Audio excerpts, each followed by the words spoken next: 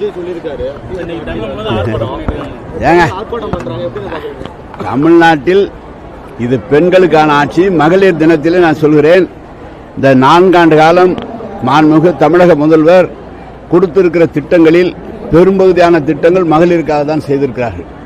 எனவே வேண்டுமென்று ஏதாவது குறை சொன்னால்தான் அவர்களுக்கு ஊடகத்துறையில் ஊடக பகுதியில் விளம்பரம் வரும் என்ற காரணத்தால் பேசுகிறாரே தவிர, உள்ளபடியே நீங்கள் பத்திரிகையாளரை சொல்லுங்கள் எவ்வளவு திட்டங்களை இது கொடுத்திருக்கிறார். கிட்டத்தட்ட இன்னும் விடுபட்ட பேர்களுக்கு அந்த திட்டங்கள் போய் சேருவதற்குரிய முயற்சியை நம்முடைய முதலமைச்சர் எடுத்துக்கொண்டிருக்கிறார். இந்த ஆட்சியை குறை சொல்வதற்காக சொல்கிறார்களே தவிர உள்ளபடியே மக்கள் ஏற்றுக்கொண்டிருக்கிறார்கள்.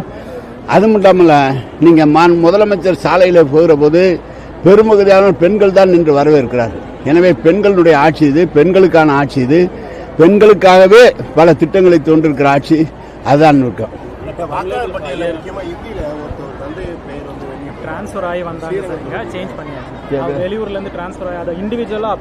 கலெக்டர் சொல்றாரு கேளுங்க. இண்டிவிஜுவலா ஆன்லைன்ல அவங்க அப்ளை பண்ணும்போது அது ஹிந்தில பண்ணிருக்காங்க. வெளியூர்ல இருந்து டிரான்ஸ்ஃபர் ஆகி வந்தவங்க அதை சேஞ்ச் பண்ண சொல்லி அது சேஞ்ச் ஆயிடுச்சு.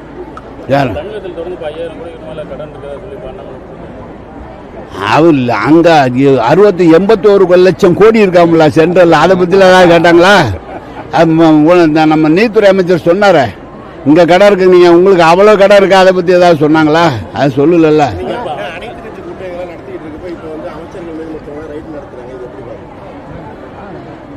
அது எப்படின்னா, அனைத்து கட்சி கூட்டம் கூட்டுவதை அவர்கள் விரும்பவில்லை.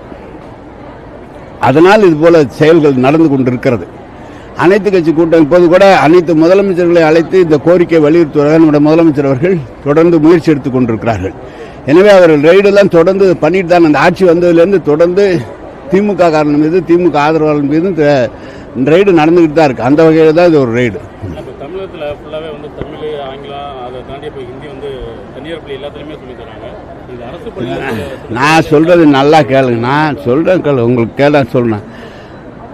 2 நாட்களுக்கு முன்பு சந்திரபாபு நாயுடு ஒரு அறிக்கை கொடுக்குறாரு. அந்த அறிக்கை கொடுக்குறாருன்னா, தெலுங்கு மக்கள் எல்லாம் தமிழ் மக்கள் மூலம் இருமொழி கொள்கையை கல்லுங்கள், இங்கிலீஷை கற்றுக்கொள்ளுங்கள், உலகத்தில் இருக்கிற அத்தனை நிறுவனங்களிலும் தமிழர்கள் தான் தலைவராக இருக்கிறார் என்று பக்கத்தில் இருக்கிற அவங்களோட கூட்டணியில் இருக்கிற முதலமைச்சர் சொல்லியிருக்காரு. அதே பதிலாக வச்சு வணக்கம்.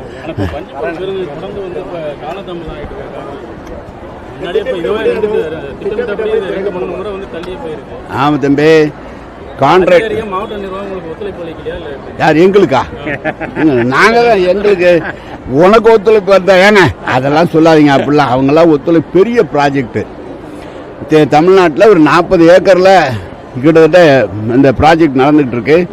அதில் ஒப்பந்தக்காரர்களோடு கொஞ்சம் ஆட்கள் தருவதில் கொஞ்சம் தாமதமாகிறது. ஒன்று மாவட்ட ஆட்சித்தலைவர் தலைமையில் தொடர்ந்து வாரம் இந்த கூட்டம் போடப்படுகிறது. விரைவாக நம்முடைய செயலாளர் அவர்களும் வந்து கூட்டம் போட்டிருக்கிறார்கள். எனவே எவ்வளவு விரைவாக முடிக்க முடியும், எங்களுக்கு சொன்னது மார்ச் கடைசியில் சொல்லியிருக்காங்க. அதுக்குள்ளேயே நான் திறக்கிறது எல்லா ஏற்பாடும் பண்ணிட்டு